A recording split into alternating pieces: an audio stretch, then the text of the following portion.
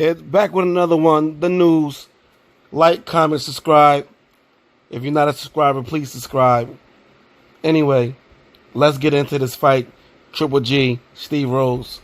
Now, I told you, I said that Triple G was going to blow through Steve Rose. Steve Rose did not present anything that would make Triple G doubt anything. Like, when you fight somebody like Triple G, you got to make him doubt something. If he can't hurt you or he can't hit you, like, you got to create doubt. Like, there was not any doubt that Steve Rose was going to be able to hurt Triple G. He's 19-0 with no KO, 0. Like, as far as him being like, you know, like a Paulie Malignaggi boxer moving on the ring, not him. Like, Rose has some skills. Let's not, get that twisted. Like, Rose has some skills. Like, he can move around, but he was just out of his league. Like, Triple G was just in a whole nother class. Like, some people going to say, oh, because I heard people saying, oh, Triple G looked like he was a little slow. Triple G has never been a fast dude. He's been all power.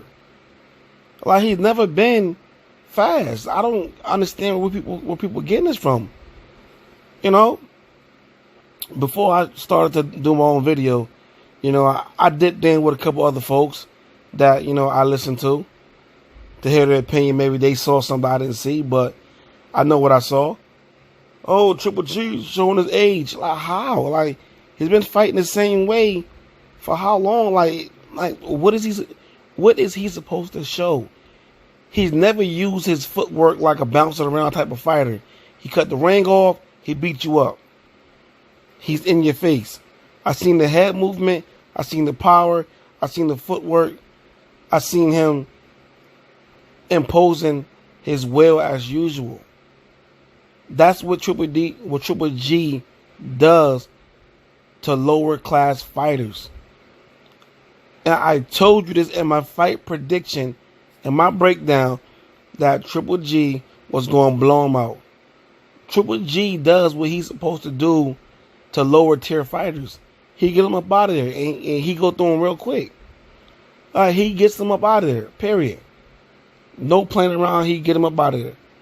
And Steve Rose was no different.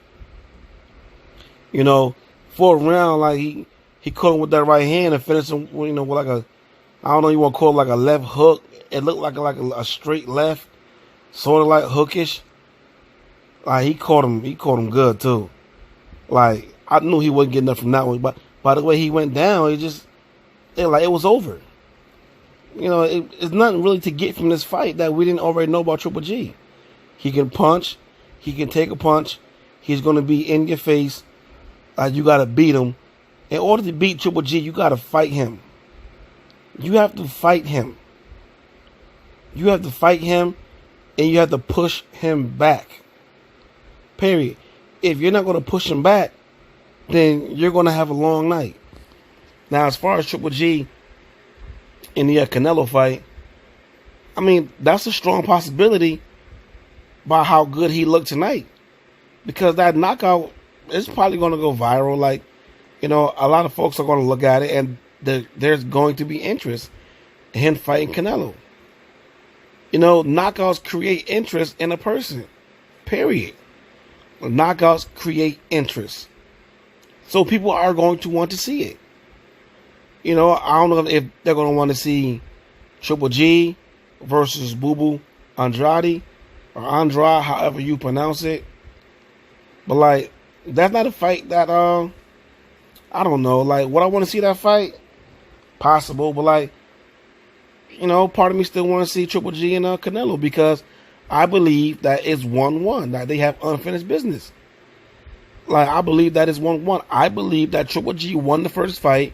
I gave the second fight to Canelo, because Canelo came out and he fought Triple G fight. He pushed him back. Like, he brought the fight to him. So there's not really too much to really like discuss, because we already know what direction like the zone was trying to go. Like, you gotta look at the business. DAZN is lacking business on their platform. And in order to correct that, you have to put out a product that does good business. Canelo and Triple G has always done good business. So would I put Triple G and Boo Boo Andrade? No, it's not going to do any good business. It doesn't do good business.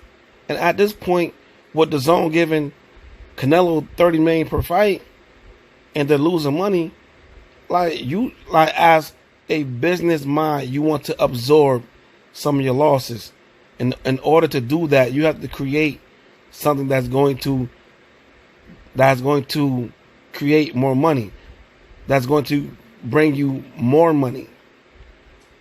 You know, when I be looking for certain words in my vocabulary, sometimes they appear, sometimes they don't. It is what it is. But you want to create an influx of money. You want to supplement your income. To do that, you have to put out a product that's going to create money that the public is demanding. Public still want to see Triple G and Canelo, so you gotta give it to them. Who else is Triple G going to fight? They gave Triple G $100 million for 3 years. DAZN did. Who is Triple G going to fight? Jamal Charlo doesn't create that type of interest. He's a fighter, but he's not a well-known fighter.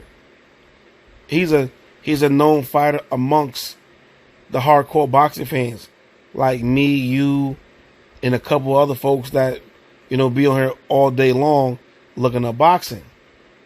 He's known to us. But in order to create the business that they need, because DAZN is paying these fighters. If you talk about 2 fights a year for Triple G at $100 million, you're talking about 15, 16, maybe 17 million per fight, right? If you break down the numbers.